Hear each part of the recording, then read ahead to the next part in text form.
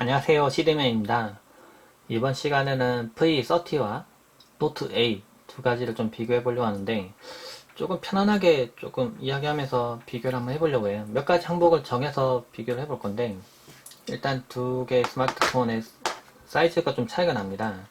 지금 사람들 많이 고민을 하시더라고요. 보니까 이걸 할지 이걸 할지. 왜냐면은 V30도 상당히 잘 나온 스마트폰이고, 그 무선 충전도 되고 방수 방류도 되고, 그 디자인도 상당히 잘 나왔어요. 네, 보면 그래서 이제 사람들이 좀 많이 열광하고 있고, 가격대도 괜찮기 때문에 좀 많이 찾아보고 있는데, 그것과 맞물려서 네, 노트 8도 상당한 많은 관심을 받고 있습니다. 네, 어차피 이 정도 살 가격이면 좀 더 더해서 노트 8 사지, 약간 그런 게 있어요. 두 개 좀 비교해보면 일단 화면 사이즈 좀 차이가 납니다. 둘 다 18대 9 비율에 가까운데, 네, 하나 18대 9라고 하고 하나 조금 다르게 표현하긴 하는데, 일단은 둘 다 화면 비율은 같아요. 일단 그렇게 봤을 때 화면을 위쪽부터 갖게 했을 때, 빛이 반사되네요. 지금 위쪽부터 갖게 봤을 때 아래쪽 아래쪽 부분을 보면 이렇게 길이가 좀 다르죠. 그래서 스마트폰의 사이즈라고 하면은, 이게 좀 저도 만나보는 분들한테 얘기 들어보면은 V30 쓰시는 분들은 이게 좀 가벼운 느낌도 있고, 그리고 좀 손에 한 손에 딱 잘 들어오고요. 화면도 좀 좋고, 그래서 이게 좀 괜찮다라고 하시는 분도 있고, 그분들이 또 생각하기에는 노트 8이 좀 너무 무겁고 크지 않냐. 네, 실제로도 보면은 좀 크긴 해요. 예, 근데 큰 스마트폰에 그렇게 크게 부담감이 없는 분들은 또 이 정도 사이즈가 좀 적당하지 않냐라고 얘기할 수도 있는 것 같아요. 이게 근데 이 사이즈가 전체가 아니라 실제로는 이제 뒤에 이제 나오는 이런 케이스를 입에 쓰겠죠. 그럼 크기가 좀 더 커지기 때문에 이제 그런 얘기를 하는 건데, 일단 화면 사이즈가 좀 다르다는 점, 예, 그거 좀 알아둬야 될 거고, 지금 화면을 봤을 때 이제 보니까 그 LG도 보면 이제 OLED로 넘어가면서, 그 제가 느끼기에는 화면을 통한 발열 부분이 좀 해결이 된 것 같아요. 네, 어쩔 수 없이 해결이 된 것 같아요. 그 부분이.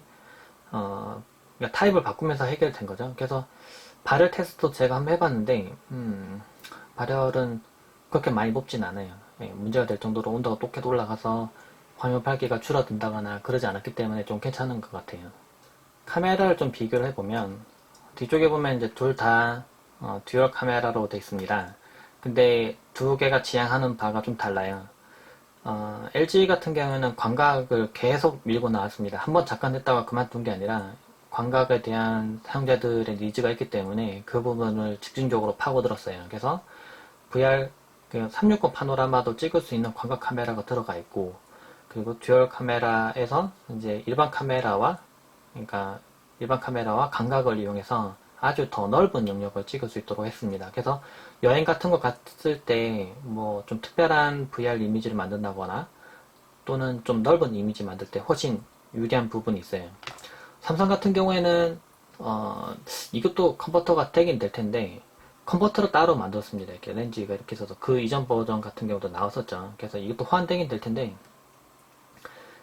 그 컨버터 렌즈를 통해서 광각을 구현했을 뿐, 실제로는 이제 어떻게 보면 여기서는 일반 화각이 아니라 광각이라고 얘기하긴 하지만은, 일반 화각에 가까운 카메라가 하나 들어갔고, 그리고 한 개는 망원이 들어갔습니다. 그래서 두 배를 확대해서 보는 쪽으로 들어갔고요. 그래서 어떻게 보면 애플과 조금 비슷한 느낌이 있습니다. 왜냐면 애플 카메라도 보면 하나는 망원이고 하나는 일반이기 때문에 두 개 카메라에 그 능동적으로 전환되는 부분이며, 그리고 두 개의 카메라를 이용해서 심도 효과를 내는 부분까지도 사실 아이폰하고 거의 뭐 비슷하다고 봐도 될 정도로 거의 같아요.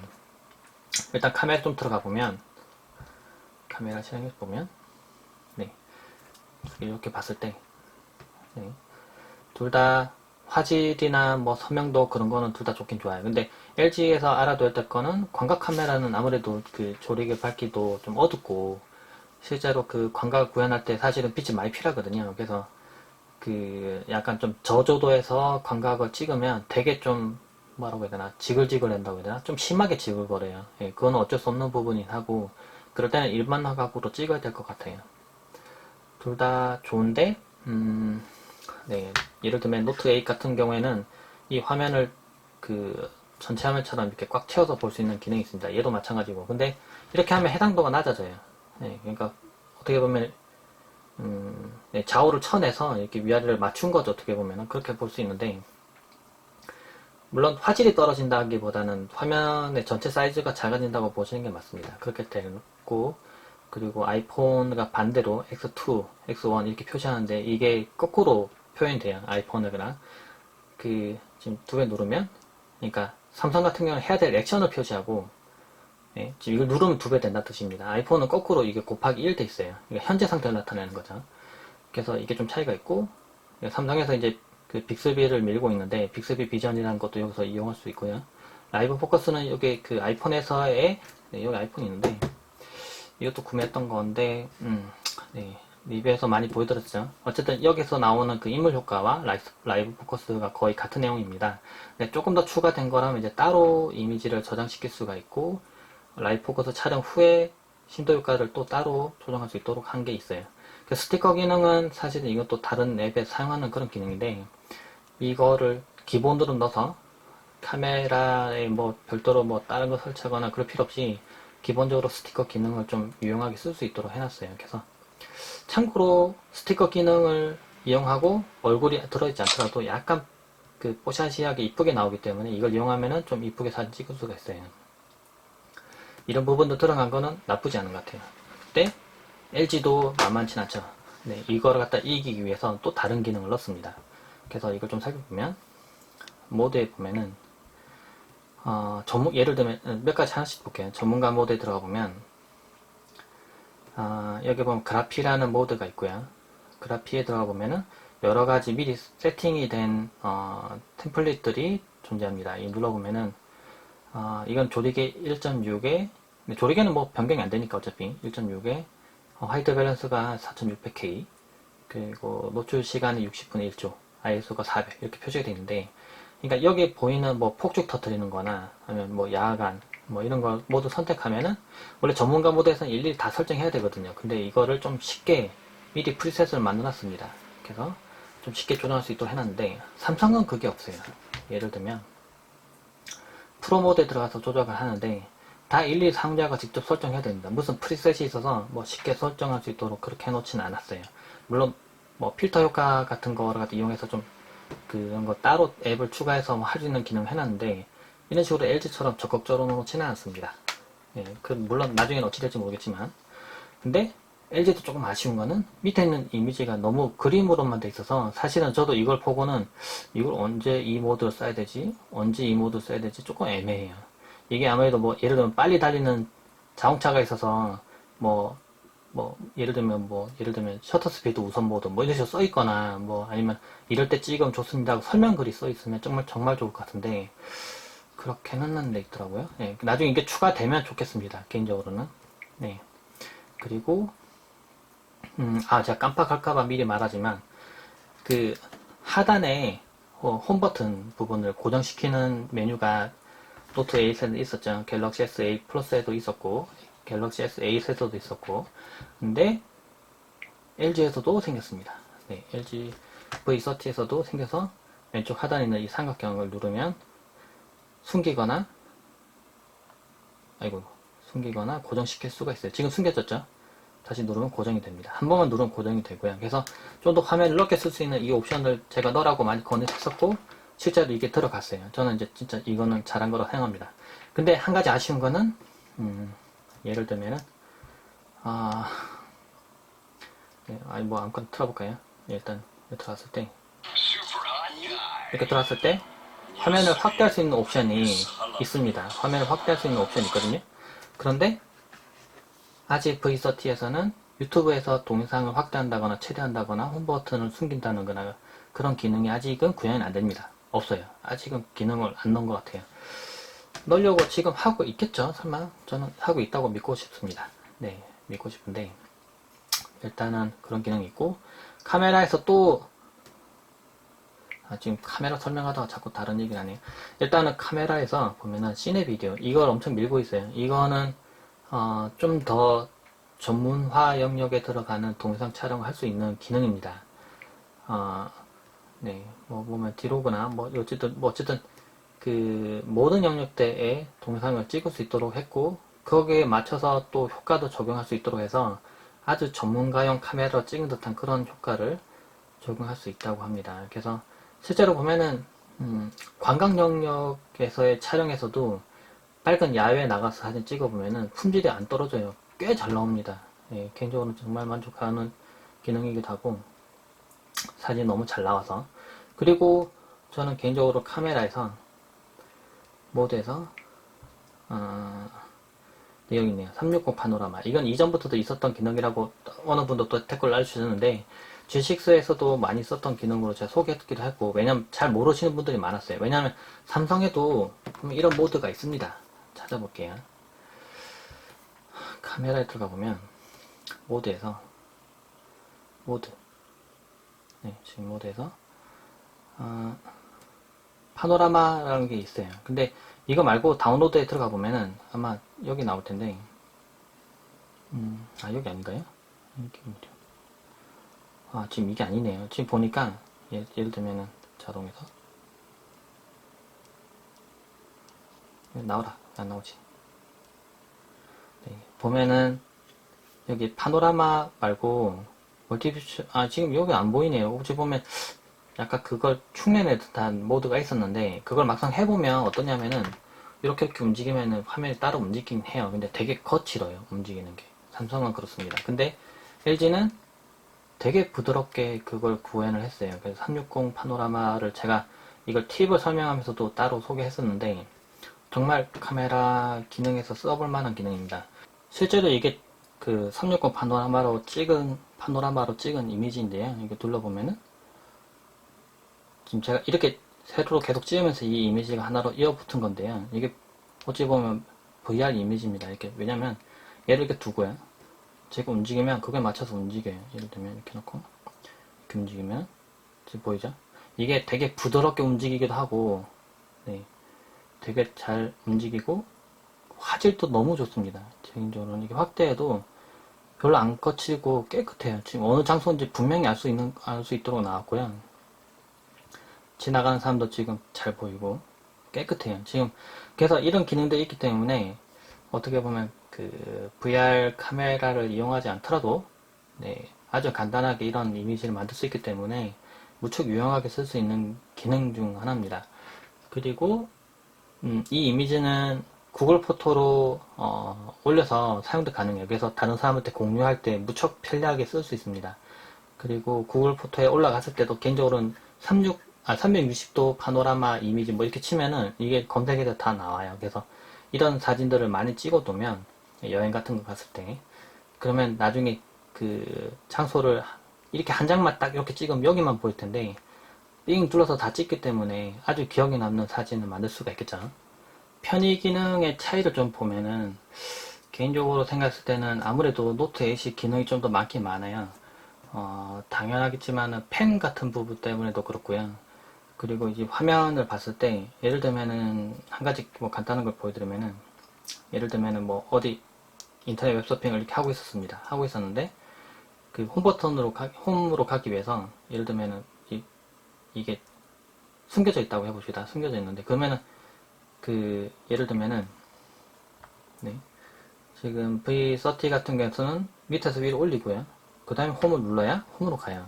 근데 노트 8 같은 경우에는 이 부분에 홈 버튼이 있다고 생각하고 꾹 누르면은 그냥 바로 홈으로 갑니다. 이 부분에 압력을 감지할 수 있는 부분이 있기 때문에 이거를 이용할 수가 있어요. 이거는 아이폰에 있는 부분과 비슷하긴 한데요. 아주 간단하게 이걸 이용할 수가 있고, 이 부분은 그대로 또 화면이기도 합니다. 그렇기 때문에 그런 부분들은 괜찮은 것 같아요. V30 같은 경우에는 이게 안 돼요. 여기를 꼭 누른다고 해도 전환되지는 않습니다. 예, 이런 부분 좀 아쉽고, 그리고 창 전환 시에도 조금 달라요. 예를 들면 지금 무슨 창이 떠있나? 예, 일단은 예를 들면은 지금 인터넷 웹서핑을 하고 있죠. 뭐 유튜브를 하고 있을 때도 마찬가지겠는데 유튜버 지금 있어요. 그럼 예를 들면 이걸 꾹 누릅니다.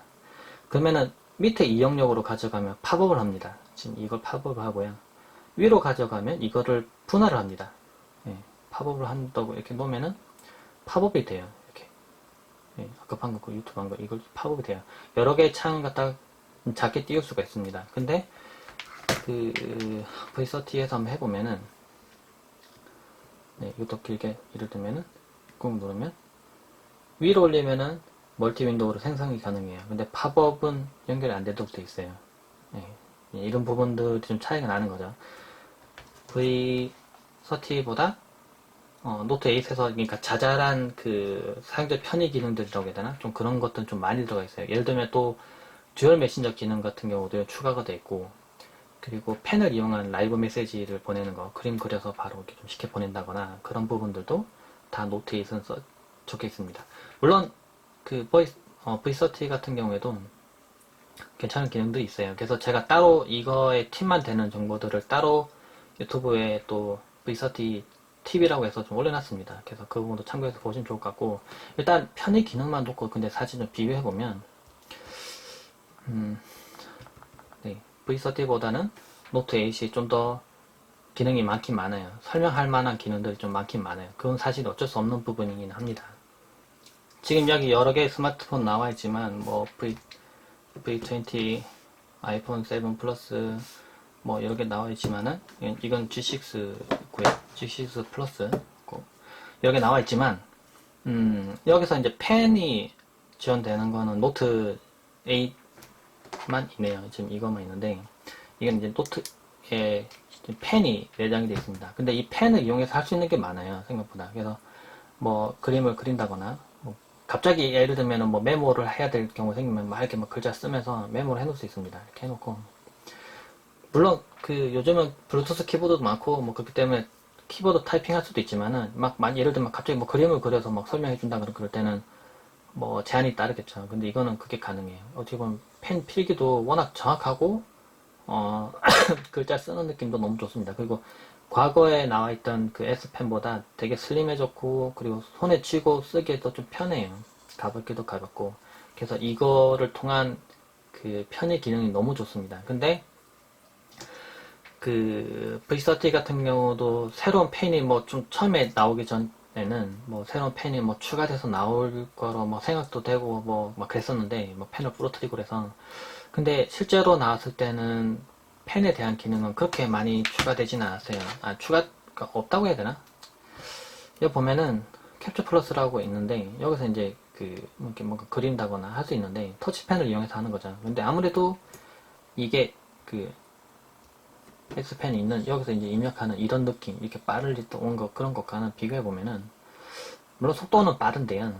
이게 손으로 이렇게 아무래도 쓰는 거라 정밀하게 쓰기가 좀 힘든 거죠. 이게 좁게 막 이렇게 그리면서 이런 게 가능한데 여기서는 그게 안 된다는 거죠. 터치펜을 이용한다고 해도 좀 아무래도 좀 제한이 좀 따릅니다. 물론 과거에 나왔던 스마트폰보다 속도나 뭐 정확도 그런 부분들은 분명히 좋겠지만은 그래도 아무래도 펜이 없는 거나 있는 거나 이 차이는 확실해요. 너무 확실해서 사실은 이 두 개 스마트폰을 비교할 때 좀 이렇게 이쪽을 할까 저쪽을 할까 막 고민하는 분들 중에 펜이 있는 기능을 좀 많이 쓴다 하시면 사실 이쪽으로 기울 수밖에 없어요. 네, 그거는 분명히 있는 것 같습니다. 두 개의 스마트폰 모두 아주 간단한 그 전자결제가 가능하도록 되어 있습니다. 삼성 스마트폰 같은 경우에는 삼성페이가 들어가 있어서 아주 간단하게 결제를 할 수가 있고요. 저도 이제 상당히 유용하게 잘 쓰고 있는 기능이고 LG 같은 경우에도 LG페이를 이용해서 아주 간단하게 결제가 가능해요. 둘 다 무척 유용한 기능이고 좋긴 합니다. 근데 이거는 분명하긴 한 것 같아요. LG페이가 지금 아무래도 어쩔 수 없이 뒤에 시작했다 보니까 기능들이 아직은 부족해요. 왜냐면 이게 아무래도 이 기능 막 저 기능 막 물론 많이 넣고 싶겠죠. 근데 넣는데 시간이 걸립니다. 예를 들면은 이 스마트폰에 이 기능만 딱 넣고 바로 하면 될 것 같은데 이 하나의 기능을 넣기 위해서 많은 다른 카드사들과 뭐 실제 협력하는 곳과 되는지 안 되는지 검증도 해야 되고 많은 시간이 소요가 되고 하기 때문에 그렇게 빨리 진행되기가 힘들어요. 근데 한 가지 괜찮은 점이라고 하면 LG페이가 잠깐 나오고 없어질 기능은 아니고 앞으로 계속 하게 될 거란 거죠. 이미 LG페이는 편리하게 쓰시는 분들이 많을 겁니다. 그리고 기능이 아주 빨리 늘어나고 있어요. 그 삼성페이에서 있는 기능들은 거의 다 넣고 있고요. 아주 빠르게 진행되고 있기 때문에 나중에는 이 두 개가 쓸 때 LG 스마트폰 쓰시는 분들은 LG페이 쓰기가 너무 편리하다고 좋다고 하실 거고 삼성페이 쓰시는 분들은 삼성페이가 좋다고 하실 거고 그렇게 될긴 될 것 같아요. 근데 이게 그게 서로 호환되거나 서로 뭐 이렇게 되거나 그러진 않기 때문에 아무래도 우리나라에서는 이제 한 기기만 전자 인증이 되는 그런 제한도 있고 해서, 그래서 이제 손목으로 뭐 스마트워치 이용해서 결제한다거나 했을 땐 폰에 있는 정보를 가져가거든요. 근데 그런 식으로 해서 좀 제한이 있긴 하지만은, 나중에 이제 각각의 스마트폰 따로 쓰시는 분들 기준으로 봤을 때는 각각 좀 더 편리하게 쓸 수 있지 않을까라는 생각을 합니다. VR을 이용할 때의 체감을 좀 이야기해 보려고 해요.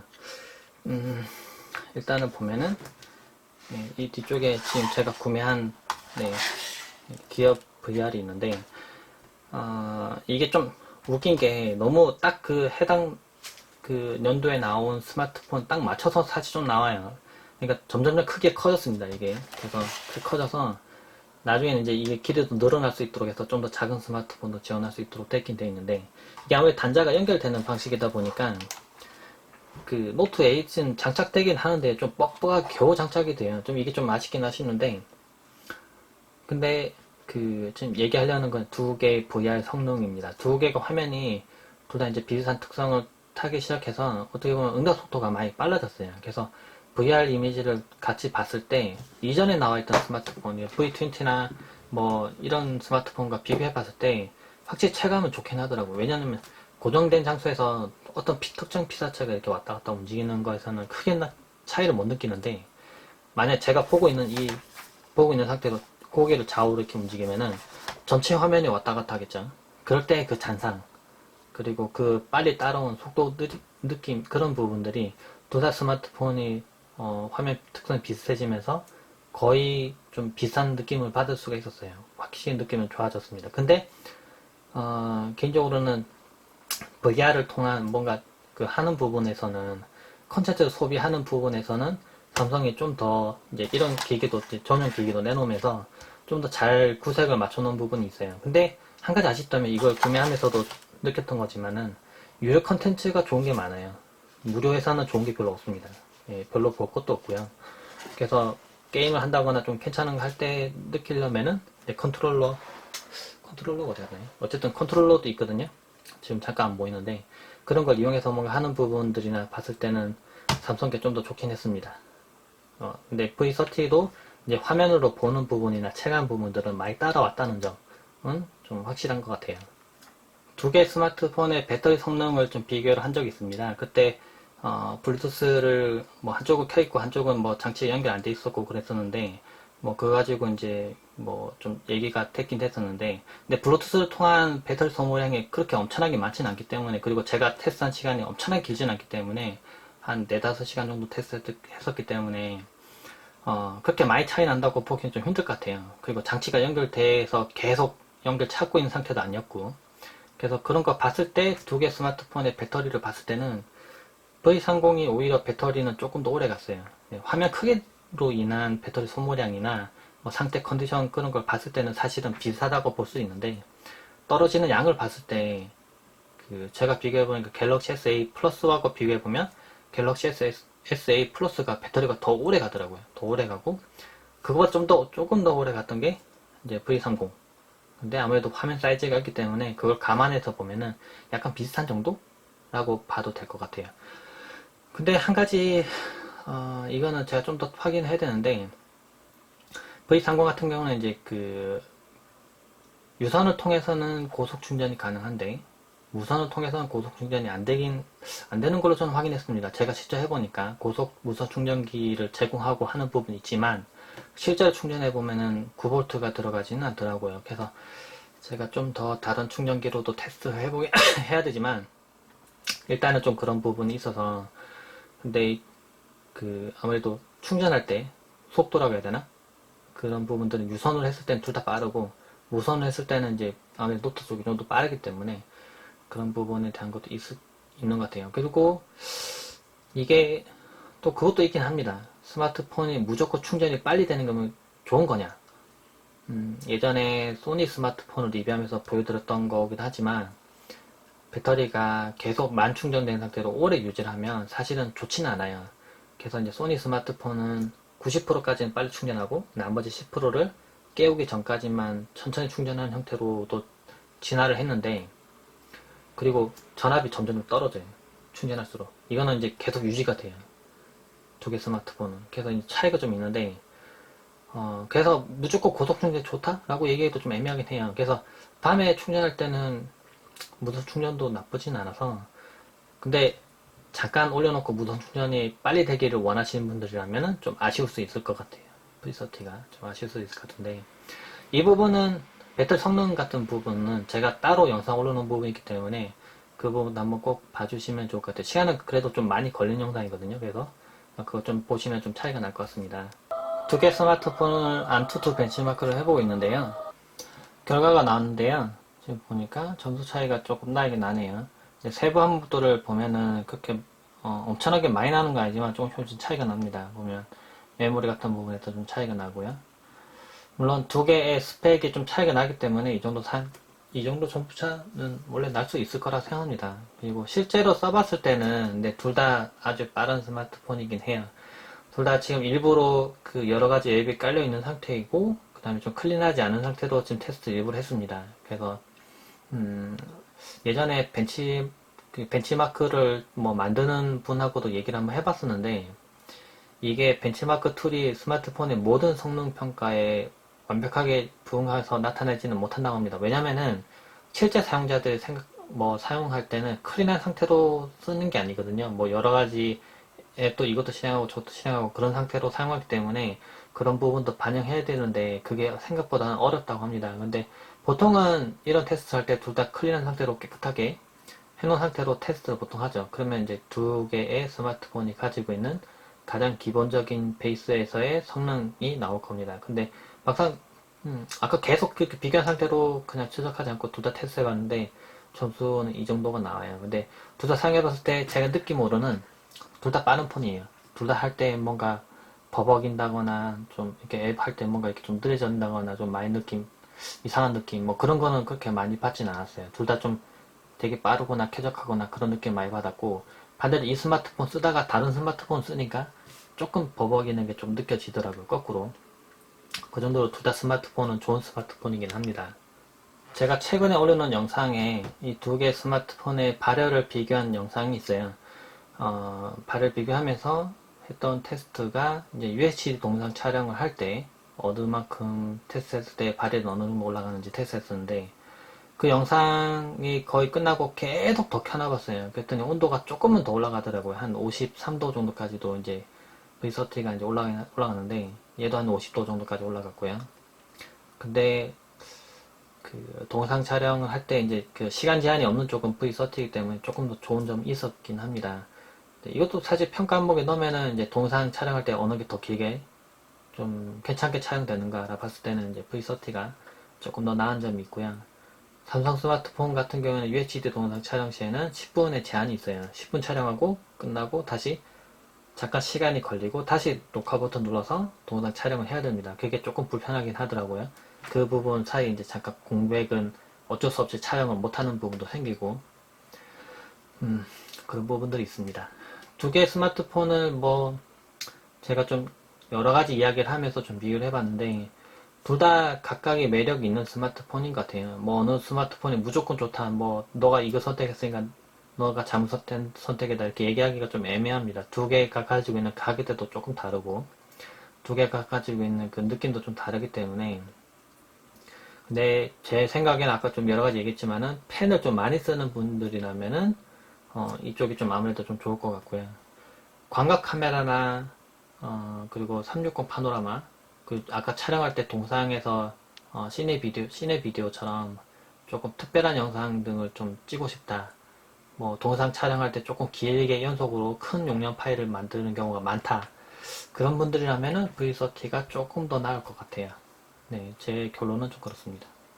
둘 다 좋은 스마트폰이에요. 네, 각각의 기능 가지고 있는 부분들은 제가 따로 이것도 팁을 따로 올려놨고 얘도 올려놨으니까 그 영상들도 좀 많이 봐주시기 바랍니다. 네, 구독과 좋아요 많이 해주시고요. 네, 고맙습니다.